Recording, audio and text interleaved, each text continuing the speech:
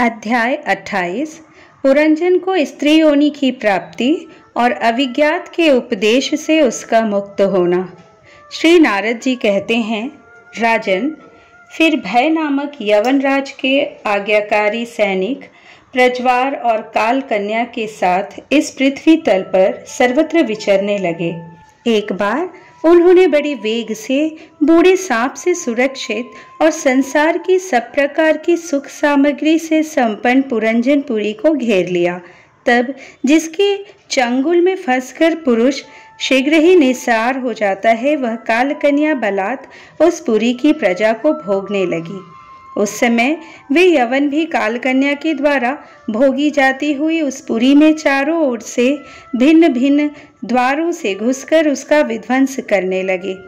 पुरी के इस प्रकार पीड़ित किए जाने पर उसके स्वामित्व का अभिमान रखने वाले तथा ममताग्रस्त बहुकुटुंबी राजा पुरंजन को भी नाना प्रकार के क्लेश सताने लगे। काल कन्या के आलिंगन करने से उसकी सारी श्री नष्ट हो गई तथा अत्यंत विषयासक्त होने के कारण वह बहुत दीन हो गया। उसकी विवेक शक्ति नष्ट हो गई। गंधर्व और यवनों ने बलात् उसका सारा ऐश्वर्य लूट लिया। उसने देखा कि सारा नगर नष्ट भ्रष्ट हो गया है। पुत्र पौत्र भृत्य और अमात्य वर्ग प्रतिकूल होकर आनंद करने लगे हैं। स्त्री स्नेह शून्य हो गई है। मेरी देह को काल कन्या ने वश में कर रखा है और पांचाल देश शत्रुओं के हाथ में पड़कर भ्रष्ट हो गया है। यह सब देखकर राजा पुरंजन अपार चिंता में डूब गया और उसे उस विपत्ति से छुटकारा पाने का कोई उपाय न दिखाई दिया। काल कन्या ने जिन्हें निसार कर दिया था, उन्हीं भोगों की लालसा से वह दीन था। अपनी पारलौकिक की गति और बंधुओं के स्नेह से वंचित रहकर उसका चित्त केवल स्त्री और पुत्र के लालन पालन में ही लगा हुआ था। ऐसी अवस्था में उनसे बिछुड़ने की इच्छा न होने पर भी उसे उस पुरी को छोड़ने के लिए बाध्य होना पड़ा, क्योंकि उसे गंधर्व और यवनों ने घेर रखा था तथा काल कन्या ने कुचल दिया था। इतने में ही यवनराज भय के बड़े भाई प्रज्वार ने अपने भाई का प्रिय करने के लिए उस सारी पुरी में आग लगा दी। जब वह नगरी जलने लगी तब पूर्ववासी सेवक वृंद, संतान वर्ग और कुटुंब के स्वामिनी के सहित कुटुंब वत्सल पुरंजन को बड़ा दुख हुआ। नगर को काल कन्या के हाथ में पड़ा देख उसकी रक्षा करने वाले सर्प को भी बड़ी पीड़ा हुई, क्योंकि उसके निवास स्थान पर भी यवनों ने अधिकार कर लिया था और प्रज्वार उस पर भी आक्रमण कर रहा था। जब उस नगर की रक्षा करने में वह सर्वथा असमर्थ हो गया, तब जिस प्रकार जलते हुए वृक्ष के कोटर में रहने वाला सर्प उससे निकल जाना चाहता है, उसी प्रकार उसने भी महान कष्ट से कांपते हुए वहां से भागने की इच्छा की। उसके अंग प्रत्यंग ढीले पड़ गए थे तथा गंधर्वों ने उसकी सारी शक्ति नष्ट कर दी थी। अतः जब यवन शत्रुओं ने उसे जाते देखकर रोक दिया, तब वह दुखी होकर रोने लगा। गृहासक्त पुरंजन देह गेहादि में मैं मेरेपन का भाव रखने से अत्यंत बुद्धिहीन हो गया था। स्त्री के प्रेम पाश में फंसकर वह बहुत दीन हो गया था। अब जब इनसे बिछुड़ने का समय उपस्थित हुआ, तब वह अपनी पुत्री, पुत्र पौत्र, पुत्रवधू, दामाद, नौकर और घर खजाना तथा अन्यान्य जिन पदार्थों में उसकी ममता भर शेष थी, उनका भोग तो कभी छूट गया था, उन सब के लिए इस प्रकार चिंता करने लगा। हाय, मेरी भार्या तो बहुत घर गृहस्थी वाली है। जब मैं परलोक को चला जाऊंगा तब यह असहाय होकर किस प्रकार अपना निर्वाह करेगी। इसे इन बाल बच्चों की चिंता ही खा जाएगी। यह मेरे भोजन किए बिना भोजन नहीं करती थी और स्नान किए बिना स्नान नहीं करती थी। सदा मेरी ही सेवा में तत्पर रहती थी। मैं कभी रूठ जाता था तो यह बड़ी भयभीत हो जाती थी और झिड़कने लगता तो डर के मारे चुप रह जाती थी। मुझसे कोई भूल हो जाती तो यह मुझे सचेत कर देती थी। मुझ में इसका इतना अधिक स्नेह है कि यदि मैं कभी परदेश चला जाता था तो यह विरह व्यथा से सूख कर कांटा हो जाती थी। यूं तो यह वीर माता है, तो भी मेरे पीछे क्या यह गृहस्थाश्रम का व्यवहार चला सकेगी? मेरे चले जाने पर एकमात्र मेरे ही सहारे रहने वाले ये पुत्र और पुत्री भी कैसे जीवन धारण करेंगे? ये तो बीच समुद्र में नाव टूट जाने से व्याकुल हुए यात्रियों के समान बिलबिलाने लगेंगे। यद्यपि ज्ञान दृष्टि से उसे शोक करना उचित न था, फिर भी अज्ञानवश राजा पुरंजन इस प्रकार दीन बुद्धि से अपने स्त्री पुत्र आदि के लिए शोकाकुल हो रहा था। इस समय उसे पकड़ने के लिए वहां भय नामक यवनराज आधम का। जब यवन लोग उसे पशु के समान बांधकर अपने स्थान को ले चले, तब उसके अनुचरगण अत्यंत आतुर और शोकाकुल होकर उसके साथ हो लिए। यवनों द्वारा रोका हुआ सर्प भी उस पुरी को छोड़कर इन सब के साथ ही चल दिया। इसके जाते ही सारा नगर छिन्न भिन्न होकर अपने कारण में लीन हो गया। इस प्रकार महाबली यवनराज के बलपूर्वक खींचने पर भी राजा पुरंजन ने अज्ञानवश अपने हितैषी एवं पुराने मित्र अविज्ञात का स्मरण नहीं किया। उस निर्दय राजा ने जिन यज्ञ पशुओं की बलि दी थी, वे उसकी दी हुई पीड़ा को याद करके उसे क्रोधपूर्वक कुठारों से काटने लगे। वह वर्षों तक विवेकहीन अवस्था में अपार अंधकार में पड़ा निरंतर कष्ट भोगता रहा। स्त्री की आसक्ति से उसकी यह दुर्गति हुई थी।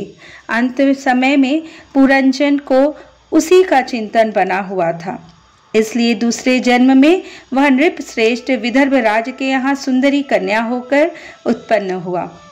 जब यह विदर्भ नंदिनी विवाह योग्य हुई, तब विदर्भ राज ने घोषित कर दिया कि इसे सर्वश्रेष्ठ पराक्रमी वीर ही ब्याह सकेगा। तब शत्रुओं के नगरों को जीतने वाले पांड्य नरेश महाराज मलयध्वज ने समरभूमि में समस्त राजाओं को जीतकर उसके साथ विवाह किया।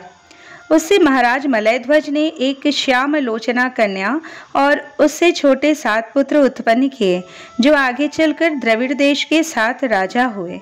राजन, फिर उनमें से प्रत्येक पुत्र के बहुत बहुत पुत्र उत्पन्न हुए, जिनके वंशधर इस पृथ्वी को मनवंतर के अंत तक तथा उसके बाद भी भोगेंगे।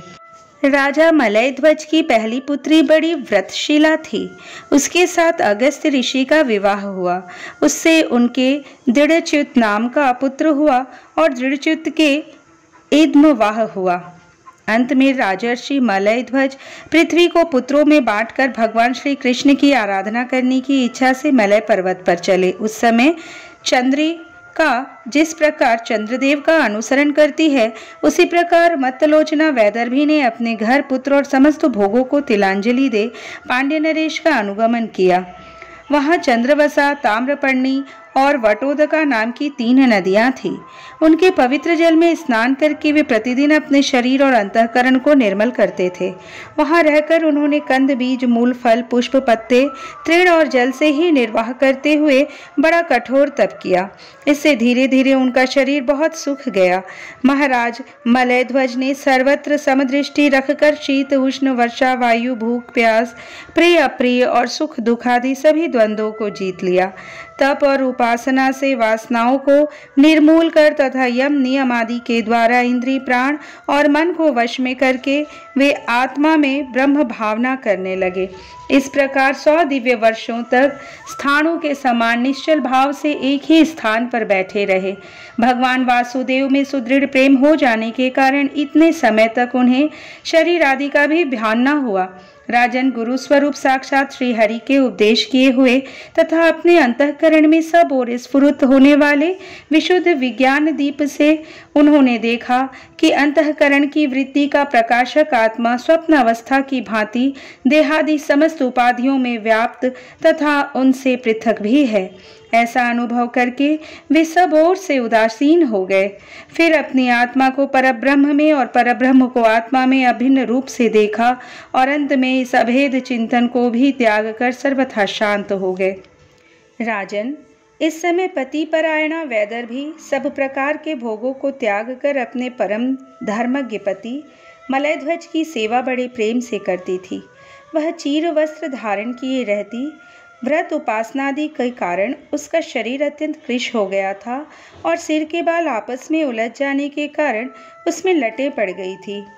उस समय अपने पतिदेव के पास वह अंगार भाव को प्राप्त धूम रहित अग्नि के समीप अग्नि की शांत शिखा के समान सुशोभित हो रही थी। उसके पति परलोकवासी हो चुके थे, परंतु पूर्ववत स्थिर आसन से विराजमान थे। इस रहस्य को न जानने के कारण वह उनके पास जाकर उनकी पूर्ववत सेवा करने लगी। चरण सेवा करते समय जब उसे अपने पति के चरणों में गर्मी बिल्कुल नहीं मालूम हुई, तब तो वह झुंड से बिछुड़ी हुई मृगी के समान चित्त में अत्यंत व्याकुल हो गई। उस बीहड़ वन में अपने को अकेली और दीन अवस्था में देखकर वह बड़ी शोकाकुल हुई और आंसुओं की धारा से स्तनों को भिगोती हुई बड़े जोर जोर से रोने लगी। वह बोली, राजर्षि उठिए, उठिए। समुद्र से घिरी हुई वह वसुंधरा लुटेरों और अधार्मिक राजाओं से भयभीत हो रही है। आप इसकी रक्षा कीजिए। पति के साथ वन में गई हुई वह अबला इस प्रकार विलाप करती पति के चरणों में गिर गई और रो रो कर आंसू बहाने लगी।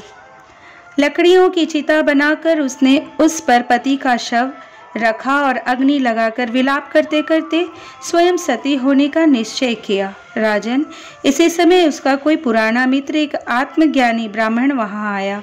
उसने उस रोती हुई अबला को मधुर वाणी से समझाते हुए कहा। ब्राह्मण ने कहा, तू कौन है, किसकी पुत्री है और जिसके लिए तू शोक कर रही है वह यह सोया हुआ पुरुष कौन है? क्या तुम मुझे नहीं जानती?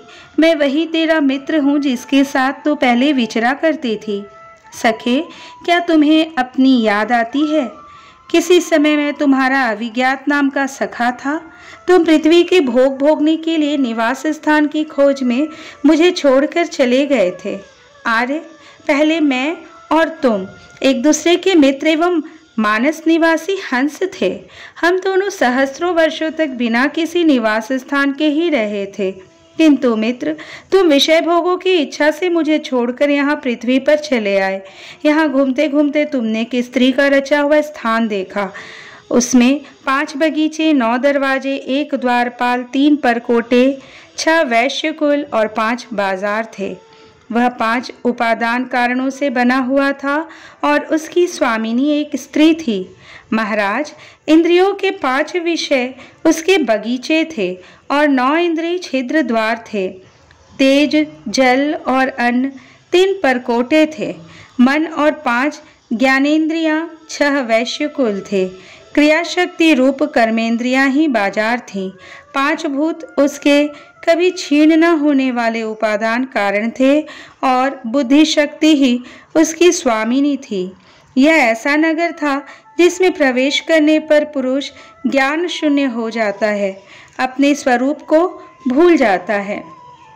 भाई, उस नगर में उसकी स्वामिनी के फंदे में पड़कर उसके साथ विहार करते करते तुम भी अपने स्वरूप को भूल गए और उसी के संग से तुम्हारी यह दुर्दशा हुई है। देखो, तुम न तो विदर्भ राज की पुत्री ही हो और न यह वीर मलयध्वज तुम्हारा पति ही। जिसने तुम्हें 9 द्वारों के नगर में बंद किया था, उस पुरंजनी के पति भी तुम नहीं हो। तुम पहले जन्म में अपने को पुरुष समझते थे और अब सती स्त्री मानते हो। यह सब मेरी ही फैलाई हुई माया है। वास्तव में तुम न पुरुष हो न स्त्री, हम दोनों तो हंस है। हमारा जो वास्तविक स्वरूप है उसका अनुभव करो। मित्र, जो मैं ईश्वर हूँ वही तुम जीव हो।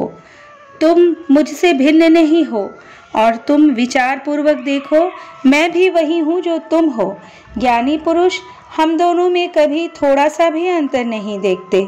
जैसे एक पुरुष अपने शरीर की परछाई को शीशे में और किसी व्यक्ति के नेत्र में भिन्न भिन्न रूप से देखता है, वैसे ही एक ही आत्मा विद्या और अविद्या की उपाधि के भेद से अपने को ईश्वर और जीव के रूप में 2 प्रकार से देख रहा है। इस प्रकार जब हंस अर्थात ईश्वर ने उसे सावधान किया, तब वह मानसरोवर का हंस जीव अपने स्वरूप में स्थित हो गया और उसे अपने मित्र के विछोह से भूला हुआ आत्मज्ञान फिर प्राप्त हो गया। प्राचीन बर ही मैंने तुम्हें परोक्ष रूप से यह आत्मज्ञान का दिग्दर्शन कराया है, क्योंकि जगतकर्ता जगदीश्वर को परोक्ष वर्णन ही अधिक प्रिय है।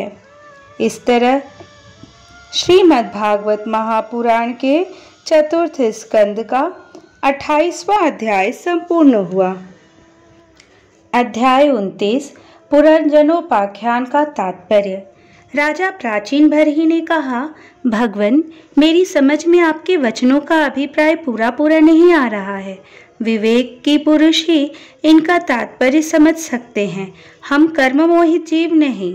श्री नारद जी ने कहा, राजन, पुरंजन नगर का निर्माता जीव है, जो अपने लिए 1, 2, 3, 4 अथवा बहुत पैरों वाला या बिना पैरों का शरीर रूप पुर तैयार कर लेता है। उस जीव का सखा तो अविज्ञात नाम से कहा गया है, वह ईश्वर है, क्योंकि किसी भी प्रकार के नाम गुण अथवा कर्मों से जीवों को उसका पता नहीं चलता। जीवन में जब सुख दुख रूप सभी प्राकृत विषयों को भोगने की इच्छा की, तब उसने दूसरे शरीरों की अपेक्षा 9 द्वार, 2 हाथ और 2 पैरों वाला मानव देह ही पसंद किया। बुद्धि अथवा अविद्या को ही तुम पुरंजनी नाम की स्त्री जानो। इसी के कारण देह और इंद्रिय आदि में मैं मेरेपन का भाव उत्पन्न होता है और पुरुष इसी का आश्रय लेकर शरीर में इंद्रियों द्वारा विषयों को भोगता है। 10 इंद्रियां ही उसके मित्र हैं, जिनसे कि सब प्रकार के ज्ञान और कर्म होते हैं। इंद्रियों की वृत्तियां ही उसकी सखियां और प्राण, अपान, व्यान, उदान समान रूप 5 वृत्तियों वाला प्राणवायु ही नगर की रक्षा करने वाला 5 फन का सर्प है। दोनों प्रकार की इंद्रियों के नायक मन को ही 11वां महाबली योद्धा जानना चाहिए। शब्द आदि 5 विषय ही पांचाल देश है, जिसके बीच में वह 9 द्वारों वाला नगर बसा हुआ है। उस नगर में जो एक एक स्थान पर 2-2 द्वार बताए गए हैं, वे 2 नेत्र गोलक, 2 नासिका छिद्र और 2 कर्ण छिद्र है। उसके साथ मुख, लिंग और गुदा, ये 3 और मिलाकर कुल 9 द्वार हैं। इन्हीं में होकर वह जीव इंद्रियों के साथ बाह्य विषय में जाता है। इनमें 2 नेत्र गोलक, 2 नासिका छिद्र और 1 मुख, ये 5 पूर्व के द्वार है। दाहिने कान को दक्षिण का और बाएं कान को उत्तर का द्वार समझना चाहिए। गुदा और लिंग, ये नीचे के 2 छिद्र पश्चिम के द्वार हैं। खद्योता और आविर्मुखी नाम के जो 2 द्वार एक स्थान पर बतलाए थे, वे नेत्र गोलक हैं तथा रूप विभ्राजित नाम का देश है, जिसका इन द्वारों से जीव चक्षु इंद्रिय की सहायता से अनुभव करता है। चक्षु इंद्रियों को ही पहले द्युमान नाम का सखा कहा गया है। दोनों नासा छिद्र ही नलिनी और नालिनी नाम के द्वार हैं और नासिका का विषय गंध ही सौरभ देश है तथा घ्राणेन्द्रिय अवधूत नाम का मित्र है। मुख मुख्य नाम का द्वार है, उसमें रहने वाला वाग इंद्रिय विपण है और रसेंद्रिय रसवेद अर्थात रसज्ञ नाम का मित्र है। वाणी का व्यापार आपण है और तरह तरह का अन्न बहुधन है तथा दाहिना कान पितृहु और बायां कान देवहु कहा गया है। कर्म कांड रूप प्रवृत्ति मार्ग का शास्त्र और उपासना कांड रूप निवृत्ति मार्ग का शास्त्र ही क्रमशः दक्षिण और उत्तर पांचाल देश हैं। इन्हें श्रवणेन्द्रिय रूप श्रुतधर की सहायता से सुनकर जीव क्रमशः पितृयान और देवयान मार्गों में जाता है। लिंग ही आसुरी नाम का पश्चिम द्वार है। स्त्री प्रसंग ग्रामक नाम का देश है और लिंग में रहने वाला उपस्थेंद्री दुर्मद नाम का मित्र है। गुदा निवृत्ति नाम का पश्चिम द्वार है। नरक वैश्य नाम का देश है और गुदा में स्थित पायु इंद्री लुब्धक नाम का मित्र है। इनके सिवा 2 पुरुष अंधे बताए गए हैं, इनका रहस्य भी सुनो। वे हाथ और पांव है, इन्हीं की सहायता से जीव क्रमशः सब काम करता और जहां तहां जाता है। हृदय अंतःपुर है, उसमें रहने वाला मन ही विशुचि नाम का प्रधान सेवक है। जीव उस मन के सत्वादि गुणों के कारण ही प्रसन्नता, हर्षरूप विकार अथवा मोह को प्राप्त होता है।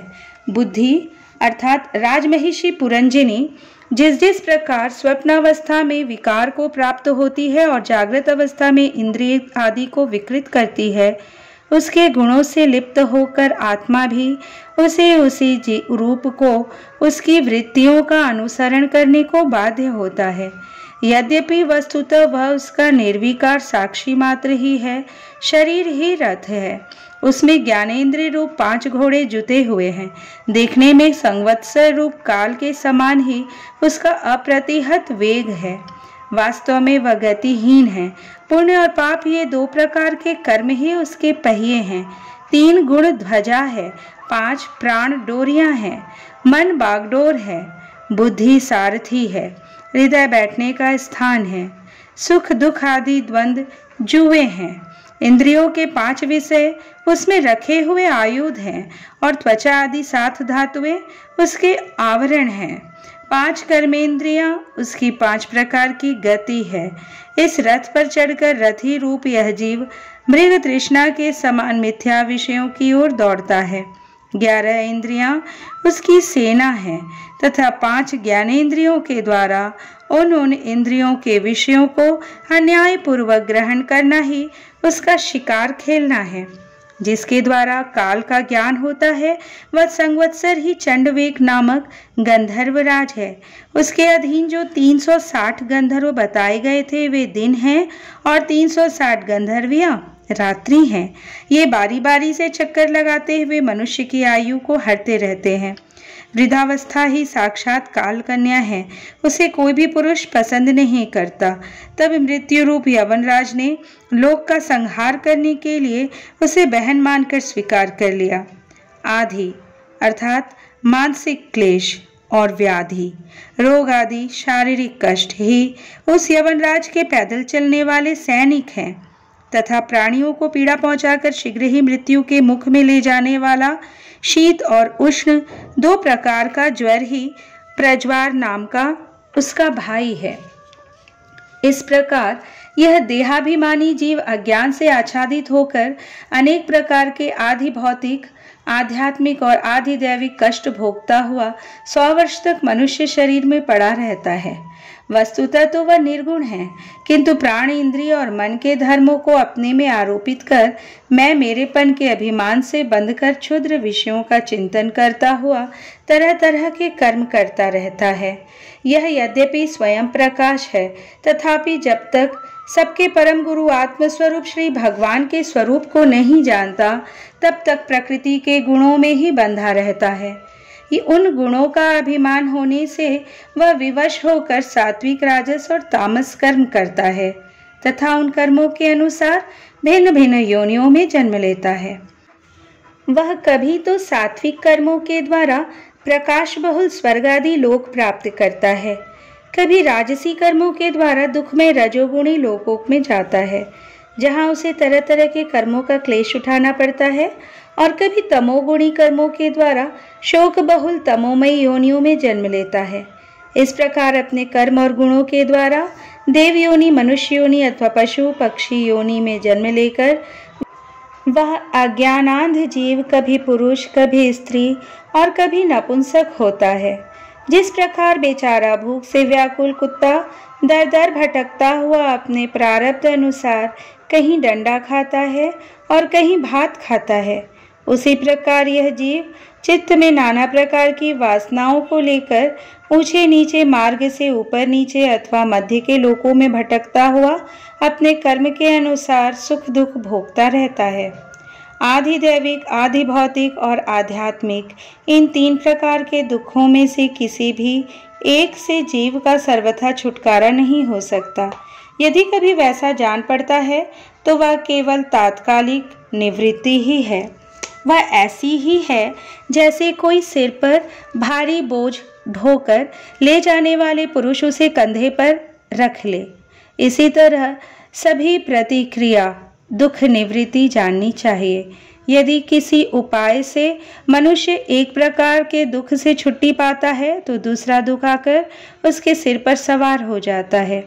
शुद्ध हृदय नरेंद्र जिस प्रकार स्वप्न में होने वाला स्वप्नांतर उस स्वप्न से सर्वथा छूटने का उपाय नहीं है, उसी प्रकार कर्म फल भोग से सर्वथा छूटने का उपाय केवल कर्म नहीं हो सकता, क्योंकि कर्म और कर्म फल दोनों ही अविद्या युक्त हैं। जिस प्रकार स्वप्न अवस्था में अपने मनोमय लिंग शरीर से विचरने वाले प्राणी को स्वप्न के पदार्थ न होने पर भी भासते हैं, उसी प्रकार ये दृश्य पदार्थ वस्तुतः न होने पर भी जब तक अज्ञान निद्रा नहीं टूटती बने ही रहते हैं और जीव को जन्म मरण रूप संसार से मुक्ति नहीं मिलती। अतः इनकी आत्यांतिक निवृत्ति का उपाय एकमात्र आत्मज्ञान ही है। राजन, जिस अविद्या के कारण परमार्थ स्वरूप आत्मा को यह जन्म मरण रूप अनर्थ परंपरा प्राप्त हुई है, उसकी निवृत्ति गुरु स्वरूप श्री हरि में सुदृढ़ भक्ति होने पर हो सकती है। भगवान वासुदेव में एकाग्रता पूर्वक सम्यक प्रकार से किया हुआ भक्ति भाव ज्ञान और वैराग्य का आविर्भाव कर देता है।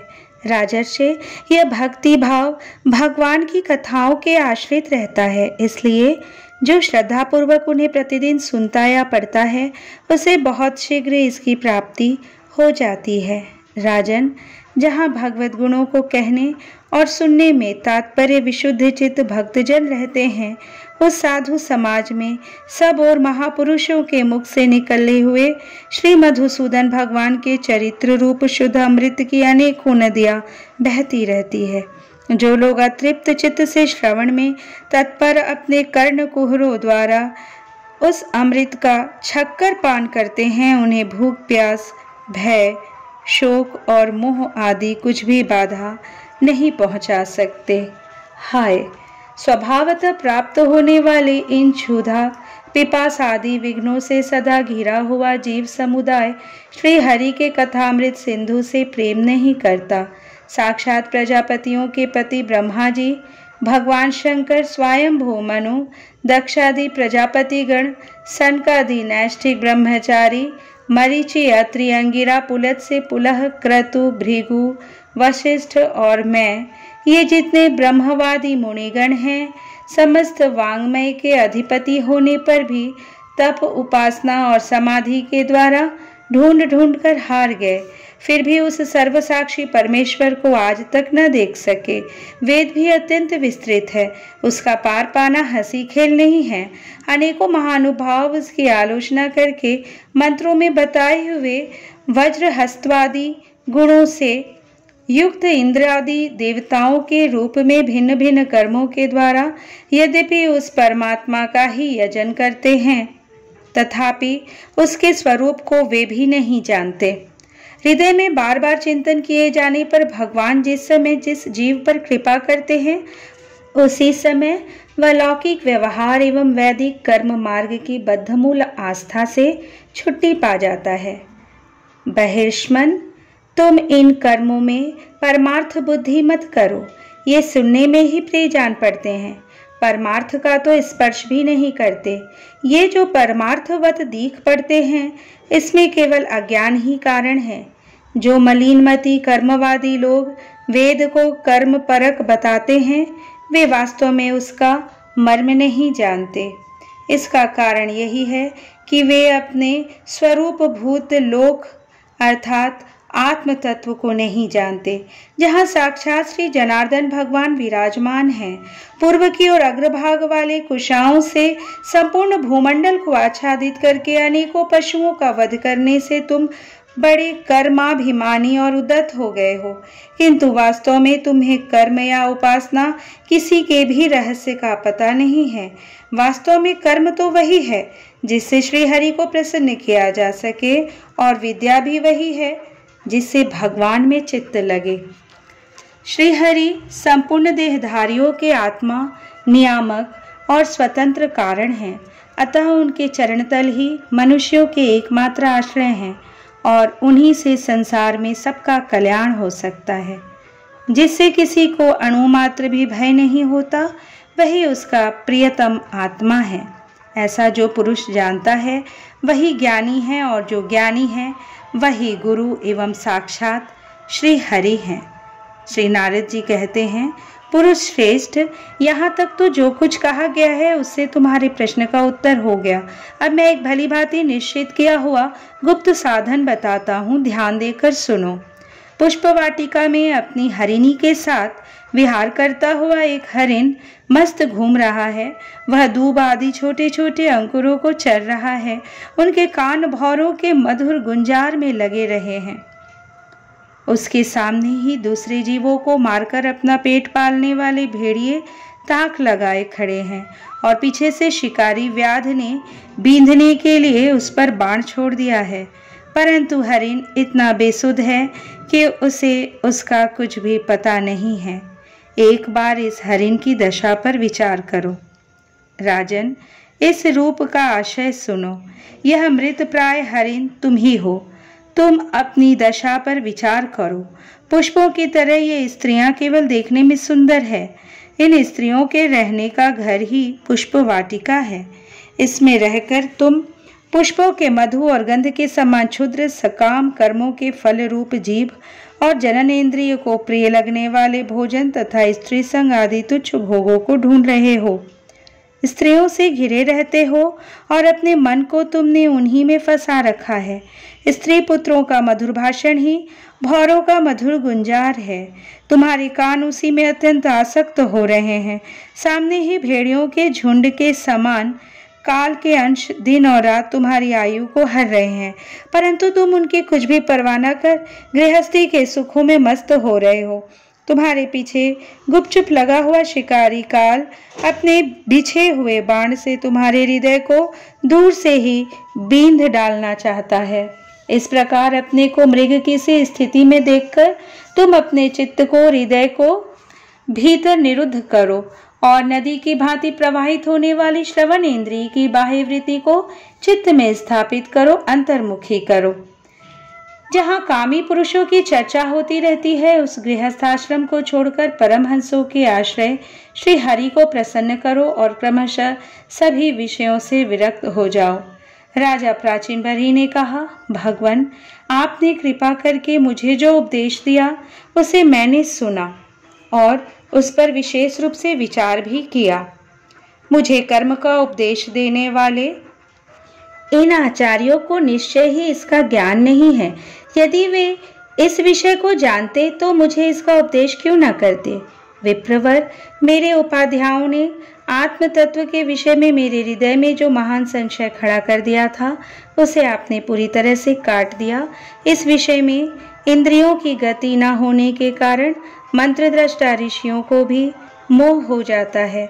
वेदवादियों का कथन जगह जगह सुना जाता है कि पुरुष इस लोक में जिसके द्वारा कर्म करता है उस स्थूल शरीर को यहीं छोड़कर परलोक में कर्मों से ही बने हुए दूसरी देह से उनका फल भोगता है। किंतु यह बात कैसे हो सकती है, क्योंकि उन कर्मों का कर्ता स्थूल शरीर तो यहीं नष्ट हो जाता है। इसके सिवा जो कर्म यहाँ किए जाते हैं वे तो दूसरे ही क्षण में अदृश्य हो जाते हैं। वे परलोक में फल देने के लिए किस प्रकार पुनः प्रकट हो सकते हैं। नारद जी ने कहा, राजन, स्थूल शरीर तो लिंग शरीर के अधीन है, अतः कर्मों का उत्तरदायित्व उसी पर है। जिस मनः प्रधान लिंग शरीर की सहायता से मनुष्य कर्म करता है वह तो मरने के बाद भी उसके साथ ही रहता है, अतः वह परलोक में अपरोक्ष रूप से स्वयं उसी के द्वारा उनका फल भोगता है। स्वप्न अवस्था में मनुष्य इस जीवित शरीर का अभिमान तो छोड़ देता है, किंतु इसी के समान अथवा इससे भिन्न प्रकार के पशु पक्षी आदि शरीर से वह मन में संस्कार रूप से स्थित कर्मों का फल भोगता रहता है। इस मन के द्वारा जीव जिन स्त्री पुत्रादि को ये मेरे हैं और देहादि को यह मैं हूँ ऐसा कहकर मानता है, उनके किए हुए पाप पुण्य आदि रूप कर्मों को भी यह अपने ऊपर ले लेता है और उनके कारण इसे व्यर्थ ही फिर जन्म लेना पड़ता है। जिस प्रकार ज्ञानेंद्रिय और कर्मेंद्रिय दोनों की चेष्टाओं से उनके प्रेरक चित्त का अनुमान किया जाता है, उसी प्रकार चित्त की भिन्न भिन्न प्रकार की वृत्तियों से पूर्व जन्म के कर्मों का भी अनुमान होता है। अतः कर्म अदृष्ट रूप से फल देने के लिए कालांतर में मौजूद रहते हैं। कभी कभी देखा जाता है कि जिस वस्तु का इस शरीर से कभी अनुभव नहीं किया, जिसे ना कभी देखा ना ही सुना, उसका स्वप्न में वह जैसी होती है वैसा ही अनुभव हो जाता है। राजन, तुम निश्चय मानो कि लिंग देह के अभिमानी जीव को उसका अनुभव पूर्व जन्म में हो चुका है, क्योंकि जो वस्तु पहले अनुभव की हुई नहीं होती उसकी मन में वासना भी नहीं हो सकती। राजन, तुम्हारा कल्याण हो। मन ही मनुष्य के पूर्व रूपों को तथा भावी शरीर आदि को भी बता देता है, और जिनका भावी जन्म होने वाला नहीं होता उन तत्ववेत्ताओं को विदेह मुक्ति का पता भी उनके मन से ही लग जाता है। कभी कभी स्वप्न में देश काल अथवा क्रिया संबंधी ऐसी बातें भी देखी जाती हैं जो पहले कभी देखी या सुनी नहीं गई, जैसे पर्वत की चोटी पर समुद्र, दिन में तारे अथवा अपना सिर कटा दिखाई देना इत्यादि। इनके दिखने में निद्रा दोष को ही कारण मानना चाहिए। मन के सामने इंद्रियों से अनुभव होने योग्य पदार्थ ही भोग रूप में आधार बार बार आते हैं और भोग समाप्त होने पर चले जाते हैं। ऐसा कोई पदार्थ नहीं आता जिसका इंद्रियों से अनुभव ही ना हो सके। इसका कारण यही है कि सब जीव मन सहित हैं। साधारणतया तो सब पदार्थों का क्रमशः ही भान होता है, किंतु यदि किसी समय भगवत चिंतन में लगा हुआ मन विशुद्ध सत्व में स्थित हो जाए तो उसमें भगवान का संसर्ग होने से एक साथ समस्त विश्व का भी भान हो सकता है। जैसे राहु दृष्टि का विषय न होने पर भी प्रकाश आत्मा चंद्रमा के संसर्ग से दिखने लगता है। राजन, जब तक गुणों का परिणाम एवं बुद्धि, मन, इंद्रिय और शब्द आदि विषयों का संघात यह अनादि लिंग देह बना हुआ है, तब तक जीव के अंदर स्थूल देह के प्रति मैं मेरा इस भाव का अभाव नहीं हो सकता। सुषुप्ति, मूर्छा, अत्यंत दुख तथा मृत्यु और तीव्र ज्वर आदि के समय भी इंद्रियों की व्याकुलता के कारण मैं और मेरेपन की स्पष्ट प्रतीति नहीं होती, किंतु उस समय भी उनका अभिमान तो बना ही रहता है। जिस प्रकार अमावस्या की रात्रि में चंद्रमा रहते हुए भी दिखाई नहीं देता, उसी प्रकार युवावस्था में स्पष्ट प्रतीत होने वाला यह एकादश इंद्रिय विशिष्ट लिंग शरीर गर्भावस्था और बालकाल में रहते हुए भी इंद्रियों का पूर्ण विकास न होने के कारण प्रतीत नहीं होता। जिस प्रकार स्वप्न में किसी वस्तु का अस्तित्व न रहने पर भी जागे बिना स्वप्न जनित अनर्थ की निवृत्ति नहीं होती, उसी प्रकार सांसारिक वस्तुएं यद्यपि असत हैं तो भी अविद्यावश जीव उनका चिंतन करता रहता है, इसलिए उसका जन्म मरण रूप संसार से छुटकारा नहीं पाता। इस प्रकार पंचमात्राओं से बना हुआ तथा 16 तत्वों के रूप में विकसित यह त्रिगुणमय संघात ही लिंग शरीर है। यही चेतना शक्ति से युक्त होकर जीव कहा जाता है।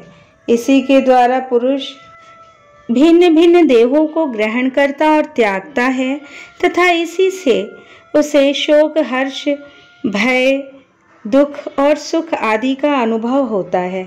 जिस प्रकार जोंक जब तक दूसरे तृण को नहीं पकड़ लेती तब तक पहले को नहीं छोड़ती, उसी प्रकार जीव मरण काल उपस्थित होने पर भी जब तक देहारंभक कर्मों की समाप्ति होने पर दूसरा शरीर प्राप्त नहीं कर लेता तब तक पहले शरीर के अभिमान को नहीं छोड़ता। राजन, यह मन प्रधान लिंग शरीर ही जीव के जन्मादि का कारण है। जीव जब इंद्रिय जनित भोगों का चिंतन करते हुए बार बार उन्हीं के लिए कर्म करता है, तब उन कर्मों के होते रहने से अविद्यावश व देहादि के कर्मों में बंध जाता है। अतएव उस कर्म बंधन से छुटकारा पाने के लिए संपूर्ण विश्व को भगवत रूप देखते हुए सब प्रकार श्री हरि का भजन करो। उन्हीं से इस विश्व की उत्पत्ति और स्थिति होती है तथा उन्हीं में लय होता है। श्री मैत्रेय जी कहते हैं, विदुर जी, भक्त श्रेष्ठ श्री नारद जी ने राजा प्राचीन बरही को जीव और ईश्वर के स्वरूप का दिग्दर्शन कराया। फिर वे उनसे विदा लेकर सिद्धलोक को चले गए। तब राजर्षि प्राचीन बरही भी प्रजा पालन का भार अपने पुत्रों को सौंपकर तपस्या करने के लिए कपिल आश्रम को चले गए। वहां उन वीर वर ने समस्त विषयों की आसक्ति छोड़कर एकाग्र मन से भक्ति पूर्ण श्री हरि के चरण कमलों का चिंतन करते हुए सारूप्य पद प्राप्त किया। निष्पाप विदुर जी देवर्षि नारद के परोक्ष रूप से कहे हुए उस आत्मज्ञान को जो पुरुष सुनेगा या सुनाएगा वह शीघ्र ही लिंग देह के बंधन से छूट जाएगा। देवर्षि नारद के मुख से निकला हुआ यह आत्मज्ञान भगवान मुकुंद के यश से संबंध रखने के कारण त्रिलोकी को पवित्र करने वाला अंतःकरण का शोधक तथा परमात्म पद को प्रकाशित करने वाला है। जो पुरुष इसकी कथा सुनेगा वह समस्त बंधनों से मुक्त हो जाएगा और फिर उसे इस संसार चक्र में भटकना नहीं पड़ेगा। विदुर जी, गृहस्थाश्रमी पुरंजन के रूप से परोक्ष रूप में कहा हुआ यह अद्भुत आत्मज्ञान मैंने गुरुजी की कृपा से प्राप्त किया था। इसका तात्पर्य समझ लेने से बुद्धियुक्त जीव का देहाभिमान निवृत्त हो जाता है तथा उसका परलोक में जीव किस प्रकार कर्मों का फल भोगता है यह संशय भी मिट जाता है। इस तरह श्रीमद् भागवत महापुराण के चतुर्थ स्कंद का 29वां अध्याय संपूर्ण हुआ।